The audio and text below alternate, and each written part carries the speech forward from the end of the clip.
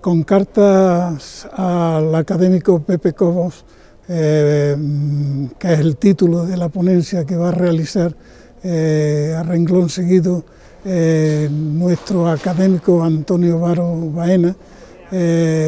Vamos a acercarnos un poco a la figura de este ilustre montillano. Él mismo lo es, es un médico humanista de primera línea, en donde sus registros son realmente múltiples. Junto a esta condición es también profesor asociado y además ocupa un alto cargo en la Consejería de la Junta de Andalucía en Córdoba, siendo jefe de epidemiología. Algo que nos afecta ahora tanto a nosotros como es las pandemias. Realmente él tiene una producción publicística muy abundante, no solamente puesto que no he hablado de la condición de médico, sino también como poeta, en donde tiene, pues yo creo que alrededor de una veintena de libros de poesía, y está en más de una treintena de antologías poéticas, junto a una publicística también abundante en revistas literarias que hacen de precisamente de Antonio Varo uno de los elementos más cualificados dentro de lo que es las bellas letras en nuestra corporación en estos momentos.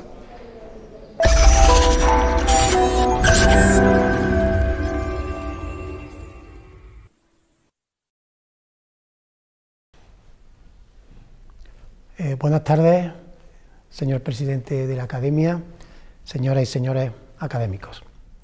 Si ya el pasado año estuvimos reseñando la figura del académico José Cobos Jiménez, en el 30 aniversario de su muerte, en este 2021, que se cumplen 100 años de su nacimiento en noviembre, vamos de nuevo a recordarlo con este aspecto tan directo y documental como es el de las cartas recibidas por este académico montillano que obran en propiedad de la familia Cobos.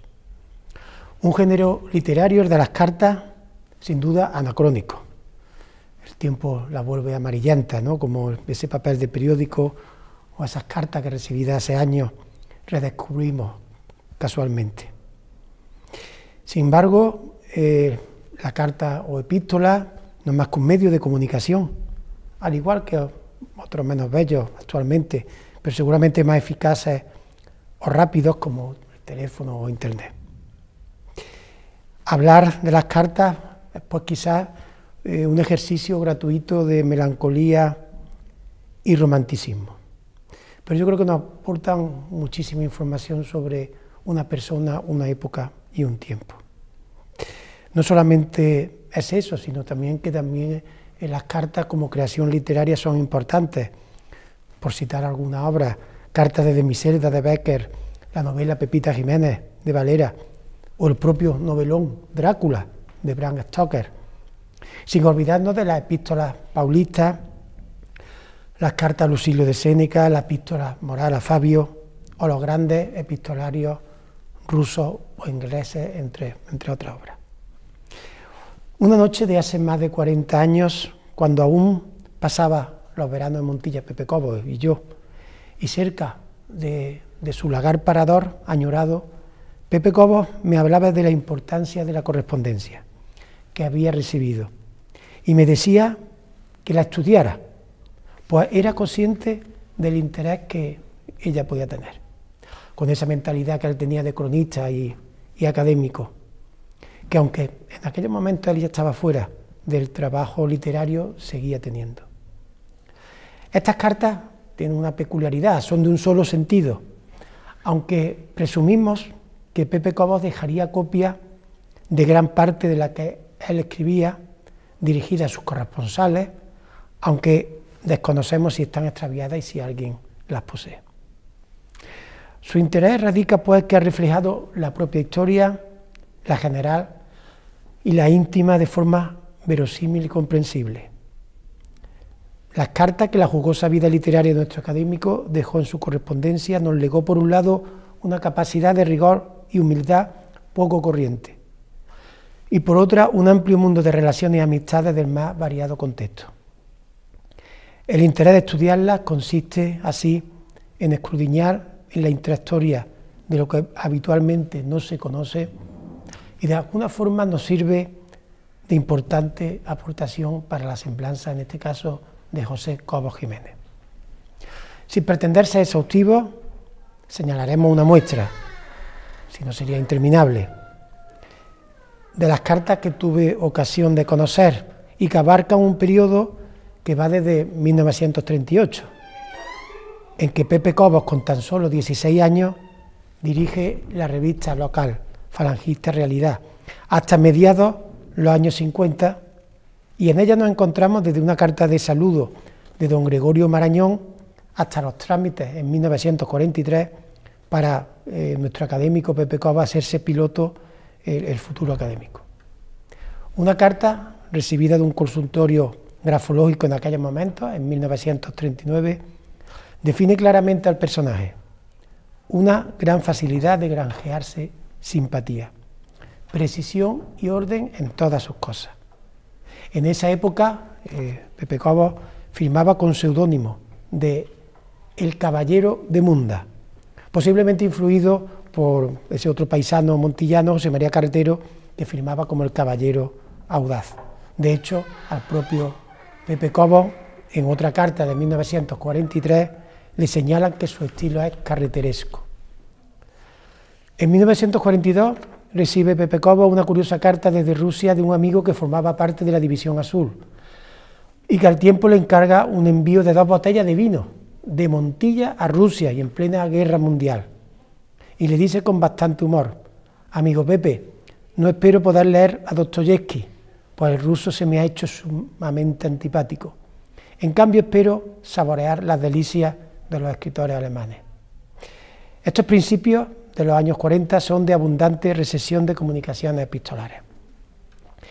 Era también época de intenso y exagerado fervor patriótico, como se aprecia en una carta en la que alguien le aconseja: tolerancia jamás. Afortunadamente sabemos que Pepe Cobos no hizo mucho caso a ese señor. Entre las cartas dirigidas no a él, sino a su padre, don José Cobos Ruiz, del que queda también documento testimonial, destaca la abundante correspondencia con Queipo de Llano y 3 cartas con el general Sanjurjo, todas de indudable valor histórico. De hecho, hay una carta del general Sanjurjo de 1932, desde la prisión de Cádiz, desde el castillo de Santa Catalina, donde estaba preso Sanjurjo después de la Sanjurjada contra la República. En otra de 1943, de Queipo de Llano, cuando éste empezaba a tener problemas con el régimen, escribe: mi viaje fue desagradable por la actividad de la gente de la iglesia. No entiendo muy bien ese significado. También el propio Queipo, gran amigo de su padre, en carta de noviembre del 48, le dice a Pepe Cobos, tras el fallecimiento de José Cobos Ruiz, de su padre, le dice que ha hecho bien en no haber partido la herencia. Pero con nuestro reseñado damos un salto en el tiempo y nos fijamos en otro bloque de cartas que comprenden los años que van hasta mediados de los 50. En ella hay gran cantidad de trámites para la celebración del centenario del santo montillano San Francisco Solano en 1949. Así, hay desde una carta del historiador Melchor Fernández Almagro, pasando por Rafael Castellón, el peruano Félix Álvarez Brún, hasta varias del periodista montillano miorgo Miguel Ortiz González, cuando trabajaba en el diario Córdoba. Otras cartas destacadas es una de Nicolás Miguel Callejón, en el que le envía el guión que el 31 de julio de 1950 radió de forma excepcional la BBC de Londres sobre la ciudad de Córdoba, y eso fue durante un cuarto de hora.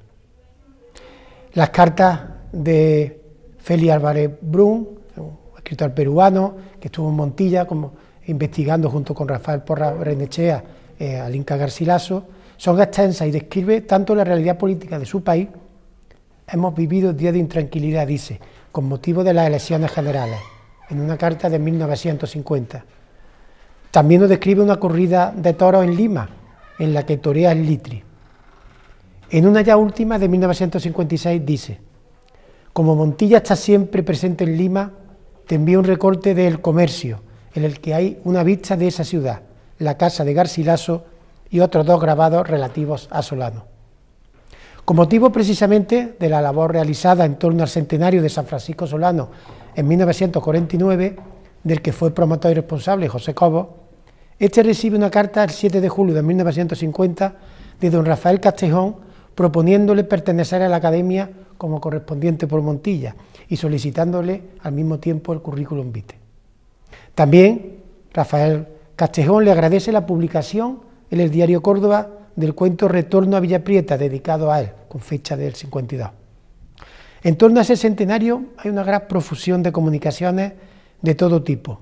En una de ellas, José Cobos muestra interés por el poeta Vallejo, César Vallejo, a un interlocutor peruano que firma Carlos, que no he podido identificar, y este le responde que lo intentará atender, aunque por motivos políticos es difícil encontrar, dice Carlos, una obra suya en las librerías, señalándole además que el acceso a esta poesía es difícil por el uso infrecuente del idioma y en la técnica empleada. Ciertamente esa era la poesía de César Vallejo. Asimismo, hay un encargo de una cerámica que habría de ponerse en la pared de la bodega Gracia en 1950, junto a los arcos de la Puerta de Aguilar. Esta cerámica ya no existe y rezaba así: no existe menos en ese lugar. Aquí estuvo la escuela taurina montillana, donde Manolete banderilleó y mató la primera becerra de su vida taurina el 16 de julio de 1932, la afición local al llamado maestro cordobés. Por otro lado, en otra carta, el conde de la Cortina, en 1950, le responde negativamente a Pepe Cobos sobre la propuesta del traslado de la portada del convento de San Lorenzo en las afueras de Montilla. De hecho, propone al contrario y sorpresivamente la reconstrucción del convento.